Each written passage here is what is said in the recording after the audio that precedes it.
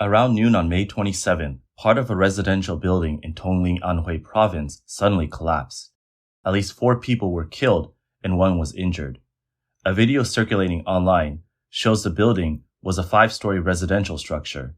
One side of it collapsed into rubble, leaving only the other part standing. The collapse was accompanied by a loud noise that frightened many people. A reporter from Jimu News visited the site and found that the accident resulted in 4 deaths. The deceased were an 81-year-old grandmother on the 2nd floor, a 57-year-old woman named Wang Zhenzu on the 3rd floor, and a couple, Wu Shenlong and Wang Fang, on the 5th floor. The couple's 12-year-old daughter is being treated in the hospital. The injured girl had to undergo surgery to amputate both legs. The victims had reported the building's quality issues to the relevant authorities 3 years ago, but the problem was not addressed, contributing to this tragic outcome. Wang Zhenzu's house was bought by her daughter for her retirement, but after living there for only 5 years, the building collapsed. The 81-year-old grandmother had just returned from her daughter's home and unexpectedly faced this disaster the very next day. The collapsed residential building was located in Longyuan community. In recent years, many residents of this community, including the victim Wu Shenlong, had reported issues like roof leaks and exterior wall deterioration to the local community and government. However, these problems were never addressed, resulting in this tragic incident that cost 4 lives. A resident of Longyuan community mentioned that the houses in the community were handed over around the year 2000, which means the buildings are about 25 years old. According to the General Code for Civil Building Design in China, the durability of general buildings is 50 years, and for high-rise buildings, it's 100 years. So why did these buildings collapse in less than 30 years? Li Yuanhua, a historian based in Australia, told the media, "From the design phase to construction, the standards were not properly followed. With low construction standards and lack of maintenance, these buildings essentially become dangerous and prone to collapse at any moment." Li Yuanhua mentioned that Tofu-Dreg projects have become a widespread issue in mainland China. This term refers to construction projects where materials, especially steel and cement, are substandard and corners are severely cut. Some buildings even collapse shortly after completion. When accidents happen, the authorities often downplay the severity to maintain their reputation. He explained that while the laws and regulations are generally comprehensive and inspections are supposed to be thorough, the problem lies in their enforcement. After an incident, those responsible can often pay to avoid accountability. This makes it hard to identify and solve the underlying issues, leading to more frequent occurrences of such problems. Just 4 days after the building collapse in Anhui, a shop near a school in Guangxi suddenly collapsed. On May 31st, a 2-story shop near Minzu Primary School in Longzhou Town in Congzhou City, Guangxi, collapsed, trapping at least 5 people. Footage of the collapse shows the buildings rapidly collapsing in less than 5 seconds, raising a massive cloud of dust and turning into rubble immediately. There were many students nearby at the time. This wasn't a special effect from a movie. The residential building genuinely collapsed with a thunderous noise. A nearby resident said the collapsed building was about 30 years old and housed 3 adjacent shops, 2 stationery stores and a small convenience store. A shopkeeper mentioned that just before the collapse, he saw the store's signboard fall and people started running out. Then the entire building came down. The local government reported that all trapped individuals were rescued, but 2 people succumbed to their injuries and passed away. Guilin Normal College revealed that 2 deceased were students from the education department. A former tenant of the building, Liu Yuan, told local media that just 1 minute before the collapse, the stationery store owners ran out. Out of the 10 storefronts on the ground floor, the stationery store occupied 4, and the owner had combined several rooms for use. Liu Yuan explained that in 2019, she rented 10 rooms on the 2nd floor of the building for commercial use and moved out on April 1st of this year. During her tenancy, she noticed quality issues with the building, such as roof leaks and floor cracks. Before she moved out, a representative from Minzu Primary School had informed her that the 2nd floor would be renovated for the use by school staff. Regarding the recent collapse, a Guangxi netizen on the mainland's Douyin platform, who seemed to be familiar with the situation, mentioned, "When I visited there a couple of years ago, I already felt it was in terrible condition. The ceiling was almost falling apart." The recent scandals of substandard building collapses have sparked widespread public outrage. One netizen posted, questioning why the collapsed building which had only been in use for 20 to 30 years, was so fragile. They pointed out that the residential buildings in China are supposed to have a usage lifespan of 70 years. How could this building fall in less than half of that time? Another person commented, "There are houses like this everywhere. If they don't collapse, no one pays attention. Why would a building turn into a pile of rubble in an instant?" The likely culprit behind this disaster is a Tofu-Dreg construction quality. Aside from the building collapses caused by quality issues mentioned earlier, there was also a recent explosion at an auto repair shop which led to the collapse of a residential building. On May 31st at around 7 p.m., an explosion occurred at an auto repair shop in Jisha Town, Pingshan City, Jiangxi Province. This incident resulted in 3 deaths and 25 injuries, 3 of which were severe. Footage from the scene shows that after the explosion, the affected building immediately collapsed.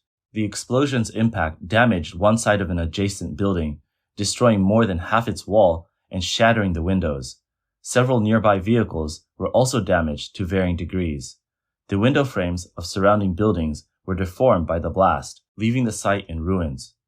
A nearby shopkeeper reported that she was about 200 to 300 meters from the explosion. She noted a strong smell of smoke and that the glass in her store was shattered. The road where the incident occurred was also cordoned off. Besides buildings collapsing, there is also the more widespread phenomenon of buildings tilting. A few days ago, a friend mentioned that a building in this neighborhood was leaning, and I didn't believe it at first. But when I saw it for myself, I was shocked. The building is indeed leaning. You can compare it to the streetlight to see the angle of the tilt. The foundation is cracked and the gaps are alarmingly large. The ground has split open. Residents said the underground parking has been sealed off because it's flooded. I met an older man who was there to help his relatives move. He said they spent several million yuan on this house, which was the family's entire savings. Just after a few years of living here, the building's main structure is cracked, and you can see the columns as soon as you step outside. The neighborhood is semi-closed, and residents have been temporarily placed in hotels. Many have hired moving companies because it looks like they won't be able to return for a while. Water and electricity have been cut off, and the elevators are not working. Residents on higher floors have no choice but to use ropes to lower their belongings, which looks quite dangerous. Look at the size of the ground subsidence area. Outside the neighborhood, a red building is severely tilted, and nearby villas are reportedly affected as well, with some walls showing cracks. After the leaning building situation occurred, the owners' group chat erupted with concern. How could a building start leaning after just a few years? What caused this, and how should it be resolved? Their worries are not unfounded. Nowadays, most people have put in their utmost effort to afford a home. If the house they bought starts leaning, cracking, or even collapsing, it would mean that the savings of a lifetime have gone to waste. Typically, structural issues in a house accumulates over time. In the case of a leaning building, it is often due to improper handling of the foundation during construction. This means that the risk of the building leaning was already present from the beginning. The foundation supports the entire weight of the building, and once there is a problem with the foundation, the damage can be immeasurable. An unstable foundation is like a hidden bomb, with no way to predict when it might cause a sudden disaster. Additionally, substandard constructions, known as Tofu-Dreg projects, are likely to reveal their flaws when faced with strong winds or other stressors. On the afternoon of May 30th, a yellow thunderstorm warning was issued in Tangshan, with instant gusts reaching level 8. The roof of Tangshan railway station was blown off, and debris flew everywhere. A netizen commented on the video, noting that Jiaozhou Bridge, built during the Sui dynasty over 1,400 years ago, still stands tall despite being constructed without reinforced concrete and enduring centuries of weather. In contrast, today's buildings can collapse from mere wind and rain. In recent years, China has witnessed numerous building collapses, resulting in significant loss of life. While these tragedies might appear accidental, they are actually man-made disasters.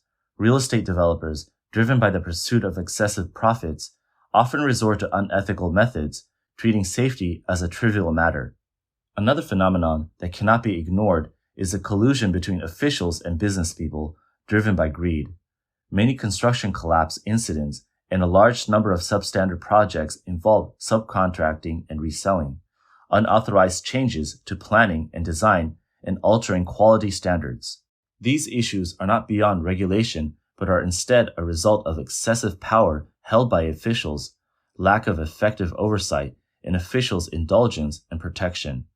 When a collapse does occur, it often results in severe consequences with many casualties. On May 11, 2024, a video quickly went viral showing multiple columns in the underground garage of a residential neighborhood in Fuzhou, Fujian, hanging in the air. This drew widespread attention from all sectors of society. Recently, netizens exposed that in a residential neighborhood's basement in Pingtan, Fujian, 30 heavy columns were found with suspended bases, and there were major issues with 19 main beams. In one section, there were 23 columns in total, 10 of which had suspended bases. Additionally, large areas of the underground garage ceiling had fallen off, and cracks had been patched up. Netizens were shocked, questioning how such poor quality housing passed inspection and was approved for occupancy. Even after multiple repairs and reinforcements, no one would dare to live in such a building. People are fearful of imagining the final outcome, as no matter how many patches and fixes are applied, this building remains a hazardous structure. In response to this incident, the property management's reply was, "The issues are being addressed, and a construction team has already been brought in." Reacting to this response, a netizen commented, "I've been in construction for over 10 years, and I'm curious how they plan to fix and rectify this situation. Objectively speaking, this is not a minor issue. That such a building could pass inspection suggests gross negligence, endangering lives. If the building collapses, it could result in significant casualties." In the past 25 years, China's so-called rapid construction pace has earned the nickname infrastructure fanatic among netizens. In some places, buildings are constantly torn down and rebuilt to boost GDP, prioritizing speed over quality. As a result, incidents of building collapses have become increasingly frequent across the country. For example, on February 4th this year, a partial collapse of the roof at the farmers' market in Laoxin town in Qingjiang City, Hubei Province, resulted in 1 death and 1 injury. On February 3rd this year, in Yongding District, Zhangjiajie City, Hunan Province, a tea house within the 72 Wonders building experienced a roof collapse, injuring 22 people with 1 sustaining serious injuries.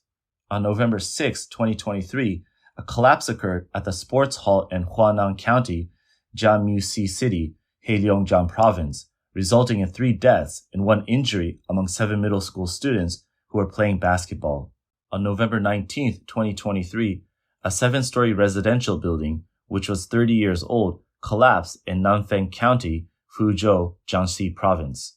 Fortunately, no one was injured. On January 23, 2023, the roof of the sports hall at number 34 Middle School in Qiqihar City, Heilongjiang Province, collapsed, resulting in 11 deaths according to official reports. At the time of the incident, the school's female volleyball team was training inside. Most of the deceased were members of the school's junior high school volleyball team, and a female coach who died was a former player of the Sichuan women's volleyball team. It was reported that the parents of the deceased students were pressured by authorities to sign documents, being told, "If you don't sign, you won't be allowed to see your child." Doctors were afraid to meet with them, officials were nowhere to be found at the scene, and parents were left in such a state of anger and confusion with no clear answers provided. Earlier on April 29, 2022, a 6-story residential building, which had been constructed just over 10 years ago, collapsed. The building was located in Wanchan District of Changsha City, Hunan Province. This tragic event resulted in 54 deaths and 9 injuries. The risk of aging buildings in China is accelerating, with nearly 20% of existing buildings being over 30 years old. Many older buildings were constructed with low standards and lacked necessary maintenance, leading to significant safety hazards. In 2019, China launched a renovation plan for old residential neighborhoods, with a total investment of over 4 trillion yuan to upgrade aging urban residential areas. According to data from the Ministry of Housing and Urban Rural Development in 2020, old residential neighborhoods in China, primarily those over 30 years old, are the main targets of this renovation effort. There are approximately 160,000 such neighborhoods involving over 42 million households. However, the safety issues related to the renovation of these old neighborhoods have also drawn significant attention. Experts have pointed out that many old residential neighborhoods are built with brick concrete prefabricated structures which have poor seismic resistance and are prone to complete collapse. To extend their lifespan and ensure safety, regular inspections, maintenance, and necessary structural and reinforcements or renovations are required. However, in actual renovation projects for old neighborhoods, safety inspections and renovations of the building structures are difficult to implement, and there are no fixed renovation plans. Industry professionals are calling for clear regulations to be published, requiring structural inspections before any renovation of old residential neighborhoods. A recent commentary in the China Real Estate News highlighted the frequent news of building collapses.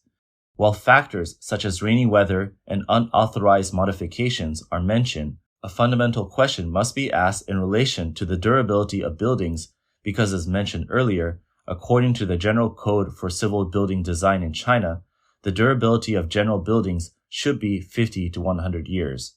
Why are these collapsing buildings falling in less than 30 years? The commentary advocates for significantly increasing the expected cost of construction violations and linking construction quality incidents to the industry access of the responsible parties. It suggests that while penalizing development companies, negligent supervisory units should also be held jointly liable. When construction projects are touted as political achievements, everyone is present, but when quality issues arise, they all disappear. On May 30th, Chinese economist Shang Zongzu, a professor at Renmin University of China and director of the Greater Bay Area Financial Research Institute in Shenzhen, posted a video on Douyin stating that the essence of the old housing renovation efforts is due to the prevalence of substandard Tofu-Dreg projects. We have built many houses with significant quality issues, many of which are Tofu-Dreg projects. Many houses start leaking as soon as you move in and need repairs shortly afterwards. If this continues, the quality of life for people won't be very good. Since I came to Shenzhen, I've encountered many friends involved in old city and old house renovations. I was quite shocked because Shenzhen is such a young city. So why is there so much renovation? When we visited those areas, we saw that the buildings indeed needed renovation. But keep in mind, these buildings are only 20 to 40 years old, since the Shenzhen Special Economic Zone itself is only 40 years old. This indicates how poor the quality of our buildings was back then. Can a country like China afford to be this wasteful? Are we saying we should build houses that only last 30 to 40 years before tearing them down and starting over? If that's the case, the quality of life for our people won't be good, with constant demolition and construction. Look at Europe, the UK, and some small towns in the US. Their houses may look old on the outside, but they are structurally sound. They don't have constant dust and excavators everywhere. This is a significant issue. From an economic research perspective, excessive pursuit of efficiency often sacrifices quality. This is a general rule. When considering large-scale efficiency, you must prioritize quality. Therefore, China's current emphasis on high-quality development is correct. We have too many poorly made, high-efficiency projects which are naturally bound to have problems.